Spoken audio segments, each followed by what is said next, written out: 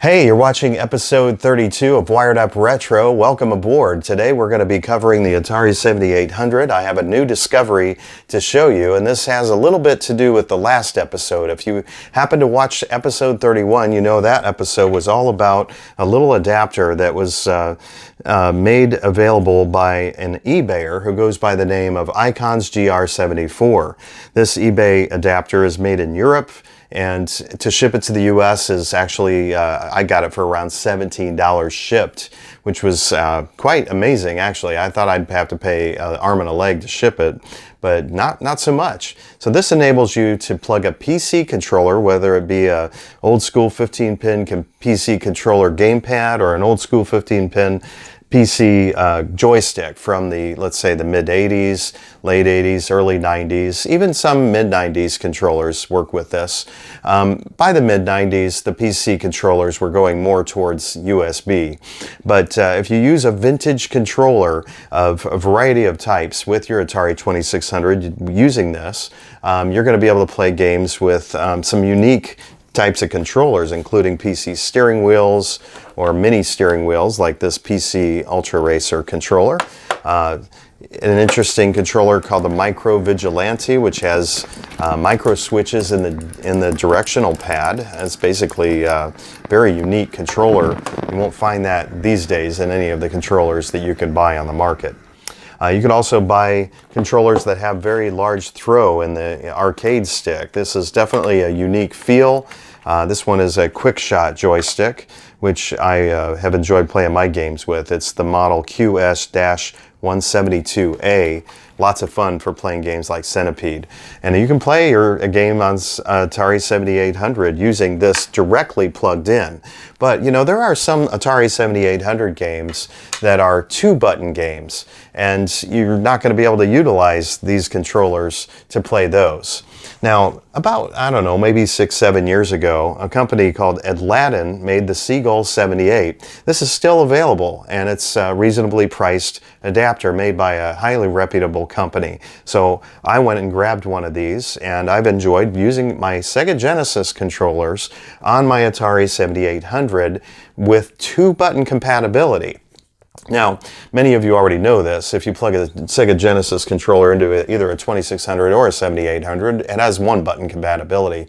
But, you know, people who wanted to play their two-button games with their Genesis controllers were complaining, hey, I'd love to be able to use that. And that's the need was filled by Aladdin's Seagull 78. So this adapter is going to be used in our discovery today. Now, in order to get these PC controllers working, you're not only going to use this, and you're going to use the Icons GR74 adapter, but you're going to have to put something in between the two, and that is an adapter made by Sega for the Master System. It's called the Master System Rapid Fire Controller Adapter. So how this works is you take your Rapid Fire adapter and plug it right into the port of the Seagull 78 adapter, and then into the port of the Rapid Fire adapter, you plug the 9-pin connector of this eBay adapter made by Icons GR74. By the way, you can look at the information below to get the link to get this on eBay, and I'll also provide a link to get the Seagull 78.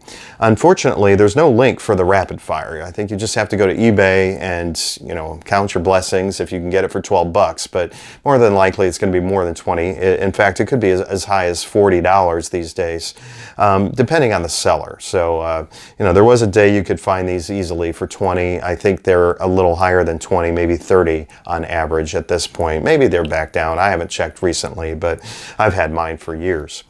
All right, so there you go. That's where you're going to source these. Once you've got them all connected together, you're going to take your PC controller. Let's take this Mako Pad PC. This controller has an analog stick. This is all going to be digital controls though. But anyway, you can either use a D-pad or the analog stick. You switch or click this switch back and forth to select which type controller input you want. All right, so we've got it all plugged in. We're going to give Asteroids for the 7800 a try. All right, here we go. The analog stick is definitely an interesting way to play Asteroids on the 7800. And so I'm going to show the second button function on this game. Here we go. So if you're just coasting along and you're worried about getting hit, you can go into hyperspace using that second button. All right, there we go. All right, back to slow motion. Yikes.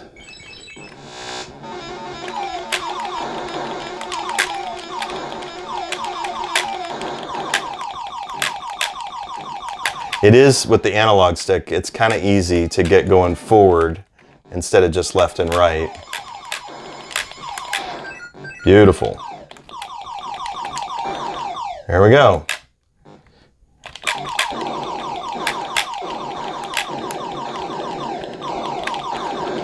All right.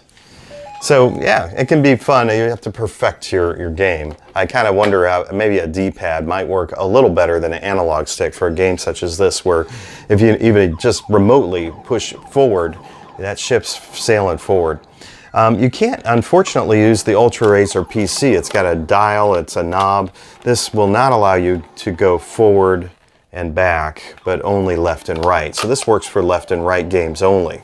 But you know, for a racing game, let's say Pole Position 2, this might come in handy. I also like the Mad Catz steering wheel, which I had shown in our last episode, episode 31, on the original Atari version of Pole Position. But yeah, with the 2-button compatibility, you can play Pole Position 2 on the 7800.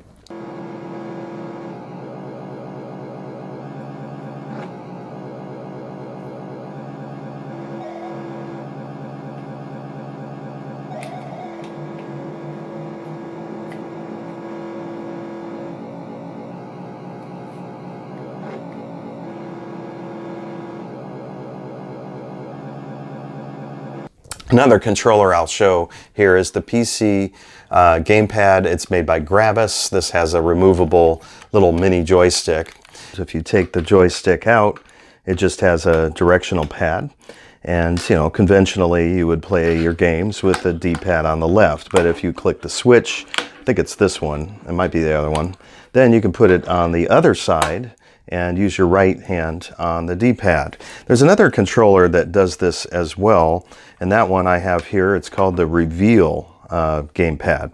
So the Reveal gamepad, it's got a little smaller size directional pad, but it does the same thing. It's got a couple of switches on the back, and if you switch it over, then you can start using the right thumb on the directional pad. So I thought that was kind of an interesting controller. Feels a little bit more like, you know, it's got that rounded aspect, a little bit more to grab with this, but this is extremely rare. I have never actually seen this on eBay, whereas these appear all the time on eBay, the Gravis ones. But the Reveal one, I found at a local electronics shop just sitting there, and I was like, wow, how unique. Anyway, it works, it's great. So if you get 2 of these Gravis PC gamepads, and you, let's say, want to play Robotron on your Atari 7800, you can put 2 joysticks in them and rubber band them together. Actually, I got these rubber bands from some organic broccoli, and they were very small rubber bands, but they tend to match pretty well. In the game Robotron 2084 on your Atari 7800, you're not going to have to worry about the buttons on either of these controllers. You're just going to be controlling things with the direction pads. And of course you can take out the sticks, as I mentioned, and that can be maybe an even better way. Most people might want to play it with directional pads and not so much joysticks, or maybe you like the joysticks. Anyway, they hold together pretty well with these 2 small rubber bands that I got off of organic broccoli. Another thing that I'll mention here is that you could get, if you don't want to have 2 Gravis PC gamepads, but you want to mix it up a little bit, you could get this Champ controller, which is similar, and it's about the same length, and it's just as flat of a controller. You kind of want a flat controller to accomplish this task. But this one will also suffice if you want to put this with a PC gamepad, and that way you don't have to have 2 of the same kind. If you want to have a little variety in your controllers. This one does have a little thicker body to it. These are a little bit less thick, or width, less thick, yeah. Another option, I managed to find this at a local thrift store. I do not know what this clamp is, but I removed that, and then I removed this, and hey, look, behold, we have ourselves an actual clamp. So if you don't want to use the rubber band method, you could play your games with this clamp on there. You just tighten it up. And of course, you don't want to leave damage on your controller, so you're going to want to put something there to keep from damaging your controller. I would probably suggest, you know, a sticky felt pad. You don't even have to use the adhesive. You just put the felt pad in there without it. You know, let's put it this way. These come with a little protectant on it. You just leave the protectant on, slide it in there, tighten it down, and it won't damage your controller. But anyway, when you're playing your game, it might, I don't know, might look a little bit better, maybe, than rubber band. I don't know. But anyway, I thought maybe I'd show you that. It's kind of a unique thought. Another thought that I should mention here is you'd have to buy 2 of these, but you don't need the other adapters like the Seagull 78 or the rapid fire adapter. You would just plug this directly into your 7800 via this Icons GR74 adapter and just get 2 of them, okay? Now, I only have 1. I will say I have played my Atari 5200, Robotron 24, and even Space Dungeon using this method, because I have 2 of those adapters. They're made by Atariage member bohoki, and those adapters are very nice for the 5200 games where you use 2 joysticks or 2 gamepads. But anyways, I just have 1 of these. So another thing I'll mention here, if you want to consider only buying 1, but still want to play Robotron, would be to buy just 1 Gravis Gamepad or PC Gamepad and a Sega Master System controller. This has that flat body, and you just do it there, and you again rubber band it right there. You've got yourself your conventional left D-pad, but then you switch this over to right mode, and you've got the same thing.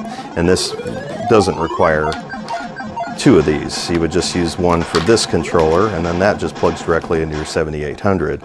Another thought, if you don't have a Master System controller, but you do have a Genesis controller, would be to connect a Genesis controller in the same manner. This does have a flat bottom, which is good, but it, you know, you rubber band this, I don't know how well it's going to stay, but it would work if you have a Genesis controller. So again, you don't need this to connect that to your 7800. Yeah, you only need it to connect this. All right, there you go. This idea, by the way, was given to me by Atariage member bohoki a couple years back, and I thought it was a great idea. I wanted to show it on my show today. So there you are.